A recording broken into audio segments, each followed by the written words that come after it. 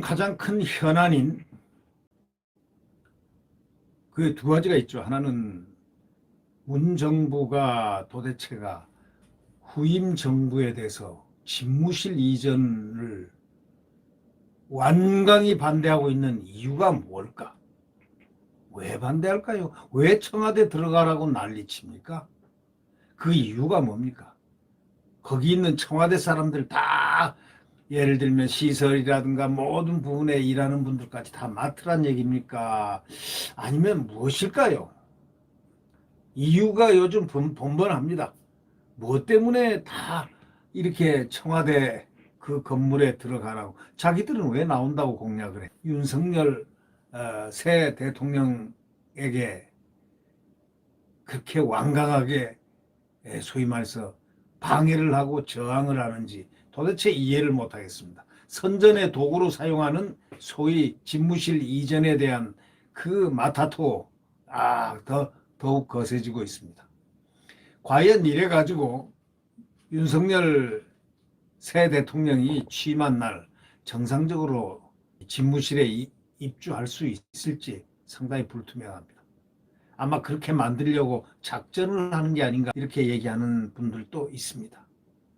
이 좌파들의 작전, 아니 세상에 대선이 끝났으면은 딱 끝난 건데 왜 이렇게 팔을 갈라가지고 무슨 군 만들려고 그럽니까? 아니겠죠? 그렇게 될 수 없어요. 한국은 제 맘대로 좌파들의 준동하는 그러한 별기군이 만들어질 수 없다는 거 잘 아셔야 될 텐데, 일부 좌파들, 그런 망상을 가진 일부 좌파들이 있다면 그 망상은 버려야 될 것이다. 이런 생각을 해봅니다. 어저께 국무회의가 열렸는데 집무실 이전 비용을 상정 안 했는지 이해가 안 됩니다. 아니 그만큼 화기애애하게 대통령과 식사도 하고 만남도 가졌는데 왜 그럴까요? 나라를 두 개로 쪼개고 싶어서 그러는 것은 아니겠죠? 지금 새로운 대통령에게는 온 힘을 다해서 다 환영을 하고 그를 부추기고 오히려 이렇게 올려야 되는 게 국민의 뜻인데 왜 그렇게 하질 않고 거꾸로 지금 가는 건지 상당히 그 의도에 이 초점이 가는 그런 상황입니다. 이 윤석열 대통령 당선인 측이 대통령 집무실을 이전하려는 서울 소위 용산 국방부 청사에 대한 실측 작업이 이미 완료됐습니다. 이 동아일보 이 단독 보도에 따르면 말이죠. 새 집무실 설계도도 상당 부분 진행된 것으로 알려져 있습니다. 바로 전날 문재인 대통령과 윤석열 새 대통령이 만찬 회동을 통해서 이 대통령 집무실 이전에 대해서 공감대를 형성했지 않습니까? 윤 당선인 측 핵심 관계자가 정부의 예비비 집행 결과는 별개로 집무실 이전 일정을 앞당길 수 있는 작업을 진행하고 있다 이렇게 말을 했습니다. 윤 당선인 측의 속도정과는 별개로 5월 10일 취임 첫날 용산 집무실에 정상 입주는 쉽지 않을 것이라는 그런 관측도 나옵니다. 청와대 관계자는 윤 당선인 측의 안보 공백 우려 해소가 담긴 새로운 예비비안을 다시 짜와야 한다. 이렇게 얘기했습니다. 새 예비비안을 두고 면밀하게 검토할 것이다. 이렇게 말했습니다. 김부겸 국무총리가 주재한 국무회의에서 집무실 이전을 위한 469억 원의 예비비 안건은 상정되지도 않았습니다. 이거는 문재인 대통령이 상정하지 마라 했든지 아니면은 상정하라 지시를 안 했든지 둘 중에 하나겠죠. 네. 그렇지 않을까요? 총리가 다 마음대로 하는 것은 아니지 않습니까? 근데 분명히 그 전날 협조하겠다 해놓고 아예 이사 비용도 상정 안 했다는 것. 이건 뭘 의미하죠? 그러니까 결국 집무실 용산 이전 줄다리기가 여전하다 이겁니다. 신임 대통령을 그쪽으로 들어와야 된다고 하는 것인지 그렇게 좋은 것이면 자기들이 광화문 대통령이 되겠다. 광화문을 옮기겠다. 저녁 때 퇴근할 때는 남대문에 가서 소주 한잔 하겠다. 그리고 소통하겠다. 왜 그랬을까요? 윤석열 새 대통령 측에서는 나름 안보 공백이 없다고 생각하고 이전비 일부라도 먼저 배려해달라고 원하고 있는 판입니다. 분명히 윤석열 차기 대통령, 새 대통령은 이렇게 얘기했습니다. 용산 못 가더라도 청와대로는 절대 안 간다. 한번 한다면 하는 5월 10일이 되면요. 무조건 권력 이양입니다. 땅 치는 날 권력 이양된과 동시에 윤석열호의 그 얼굴이 드러납니다. 네. 문재인 대통령이 윤석열 대통령 당선인의 그 집무실 용산 이전 계획에 큰 틀에서 협조하겠다 분명히 뜻을 밝혔지 않습니까? 용산 대통령 시대가 언제 현실화될지 관심이 쏠리고 있습니다, 지금. 근데 예산이 들어가는데 그 예산을 갖다가 아예 올리지도 않았습니다. 집무실을 용사로 옮기는 일정은 이사와 리모델링 등에 필요한 예산을 윤 당선인 측이 언제 손에 쥘 수 있느냐에 달려 있는데 결국 국무회의에서 예비비 의결 일정이 관건인데 어저께 열린 국무회의에서는 아예 얘기가 안 나왔습니다. 496억 원의 예비비 안건이 상정도 안 됐습니다. 정확한 이전 계획에 따른 예산을 면밀히 살펴 협조하겠다는 문 대통령 발언을 놓고 청와대 내부에서 원점에서 예산을 다시 짜오라는 그런 뜻이라는 해석도 지금 나오고 있습니다.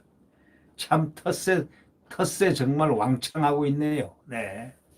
이게 무슨 텃세입니까 이게? 네? 텃세입니까? 아니면 옥입니까? 아니면 심술입니까? 아니면 당당한 권리입니까? 아니면 그렇게 해야 될 특별한 이유라도 있는 것입니까?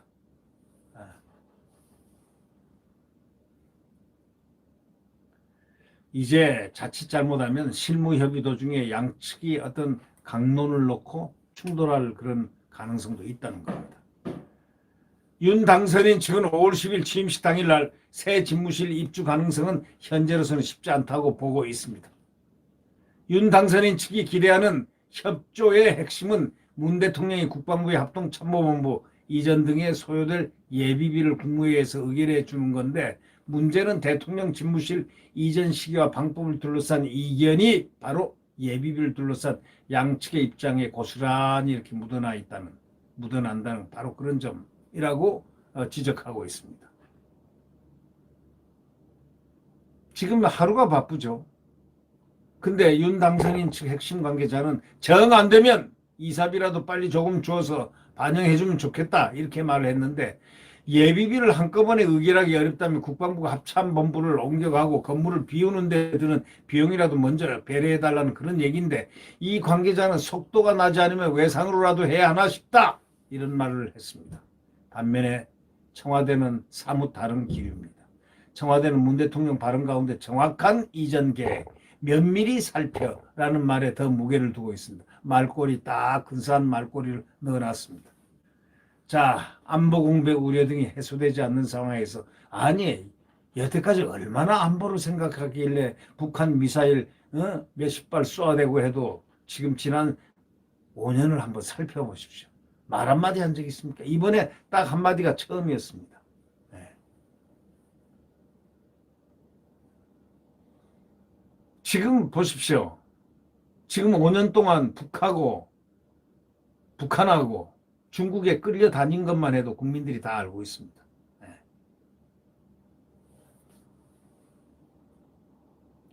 대통령의 메시지는 집무실 이전 자체에 협조하되 시기가 촉박해서 발생하는 문제점을 면밀히 검토해야 한다는 그런 뜻이라고 청와대는 얘기합니다. 이렇게 말을 하면 할 말이 없는 거죠. 예.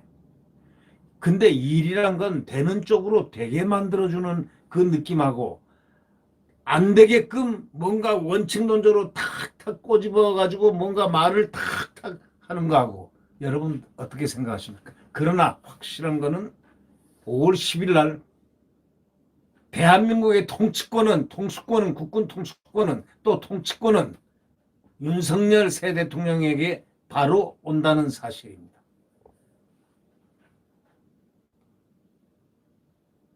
국민들은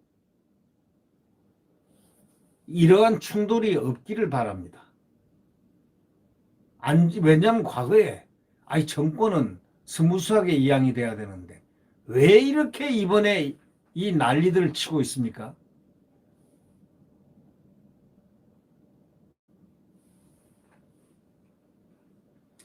윤 당선인이 5월 10일까지 집무실을 옮기려면 안보 공백 우려를 해소할 만한 이전 계획을 제시해야 한다는 그런 취지로 청와대는 얘기하고 있습니다. 무슨 안보 공백을 얘기한 겁니까? 그렇게 안보를 잘 챙겼습니까? 여태까지? 한미동맹도 부셔버린 그런 느낌을 주게끔 행동을 하고 여태까지 지나오고 훈련도 안 하고 한 이유가 뭐겠습니까? 청와대 관계자가 임기 마지막 날까지 군 통수권자는 결국 대통령이다 이거죠. 예비비 의결에 대한 책임도 대통령이 지는 것이기 때문에 신중히 따져볼 수밖에 없다 이렇게 얘기합니다. 그러니까 그날 말하고 지금하고 완전히 기대가 완전히 어긋났습니다. 결국 문재인과 윤석열은 다시는 화합될 수 없는 기름과 물인가 라는 느낌이 들고 있습니다. 기름과 물이라면 생사를 겨룰 싸움을 해야 되는 그런 처지인가? 이것도 의문이 듭니다. 도대체 무슨 뜻인지 모르겠습니다.